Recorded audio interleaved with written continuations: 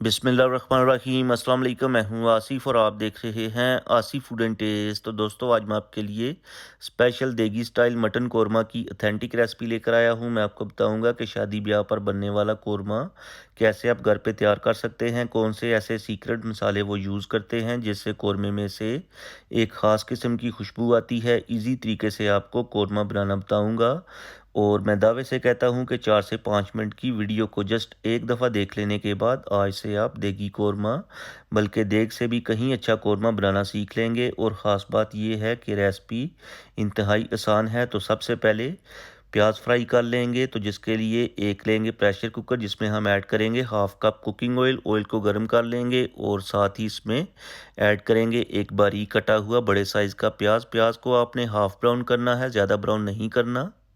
प्याज ज़्यादा ब्राउन करेंगे तो कोरमे का कलर ख़राब हो जाएगा, जो कि अच्छा नहीं लगेगा। तो यहाँ पर प्याज हाफ़ ब्राउन हो चुके हैं, इतने ही आपने ब्राउन करने हैं। तो प्लेट के अंदर निकाल लेंगे और जब ये ठंडे हो जाएंगे तो मिक्सी में डाल के इनको आपने दरदरा सा पीस लेना है। और दोबारा से इसी ऑयल के अंदर मटन ऐड करेंगे। 1 केजी हमने मटन लिया है। मटन ले लें, बीफ ले लें, सेम ही मेथड से रेसिपी बनेगी। मटन को आपने हाई फ्लेम के ऊपर 5 से 6 मिनट तक अच्छे तरीके से ऑयल के अंदर फ्राई करना है। जितना आप अच्छे तरीके से फ्राई करेंगे उतना ही टेस्ट और कलर अच्छा आएगा। तो यहाँ पर 5 से 6 मिनट तक बुनाई कंप्लीट करने के बाद इसमें हम ऐड करेंगे कुछ खड़े मसाले, जिसमें 2 तेज़पात, 7 से 8 छोटी इलायची, 7 से 8 लौंग, एक दालचीनी का टुकड़ा और 10 से 15 दाने साबुत काली मिर्च के 1 से 1.5 मिनट तक भून लेंगे। कुछ लोग खड़े मसाले डायरेक्ट ऑयल में ऐड करते हैं, लेकिन उससे ये बहुत ज़्यादा फ्राई हो जाते हैं, जिससे इनकी जो खुशबू है ख़त्म हो जाती है। तो यहाँ पर हमने 1 से 1.5 मिनट तक भून लिया है। अब इसमें जाएगा नमक 1 टेबलस्पून टेस्ट के अकॉर्डिंग और 2 tablespoon ginger garlic paste add करने के बाद 2 से 3 मिनट तक भून लेंगे, इसका कच्चापन दूर करेंगे।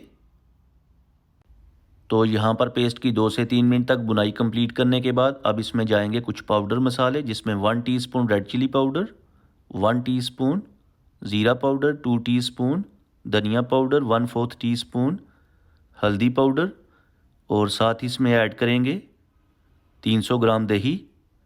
और यहाँ पर अहम टिप ये है कि जब भी आपने दही लेना है मीठा वाला हो।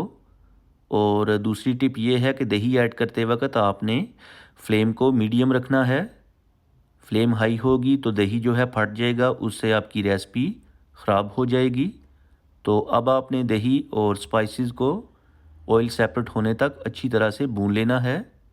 दोस्तों, इसी दौरान आपसे रिक्वेस्ट है कि अगर आप चैनल पे नए हैं तो प्लीज़ चैनल को सब्सक्राइब कर लें। इससे हमारी हौसला अफजाई होती है, हमें मोटिवेशन मिलता है कि आपको हमारा जो काम है पसंद आता है। तो यहाँ पर ऑयल सेपरेट होने तक बुनाई कंप्लीट करने के बाद पानी ऐड करेंगे ज़रूरत के मुताबिक, जिसमें आपका जो मीट है अच्छे से टेंडर हो जाए। तो ऊपर से कवर कर देंगे 15 मिनट के लिए, प्रेशर पे लगाएंगे। अगर आपके पास बीफ है तो 20 मिनट काफ़ी होंगे।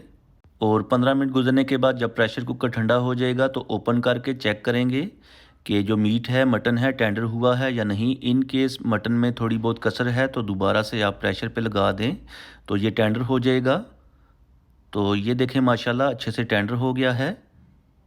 तो इस टाइम पे आके इसमें हम ऐड करेंगे फ्राई किया हुआ प्याज, साथ ही इसमें ऐड करेंगे 1 टीस्पून खुशबू मसाला, जिसे हमने 2 छोटी इलायची, 2 बड़ी इलायची, 3 से 4 लौंग, 1 टीस्पून ज़ीरा और 7 से 8 दाने साबुत काली मिर्च के और एक जायफल का टुकड़ा लिया था। 3 से 4 मिनट तक आपने इसको कुक करना है। फ्लेम को मीडियम रखेंगे। माशाल्लाह पूरे घर में खुशबुएं फैली हुई हैं। आप भी इस रेसिपी को ज़रूर ट्राई कीजिएगा, इंशाल्लाह आपको मज़ा आएगा। तो 3 से 4 मिनट तक कुक करने के बाद एंड पे जाके मज़ीद खुशबू को बढ़ाने के लिए 1 टीस्पून केवड़ा वाटर ऐड करेंगे, जिससे इसके टेस्ट और खुशबू में और भी इजाफा हो जाएगा। तो 1 मिनट के लिए मिक्स करने के बाद फ्लेम को ऑफ़ कर लेंगे। ये देखें माशाल्लाह हमारा दानेदार ज़बरदस्त किस्म का कोरमा तैयार हो चुका है।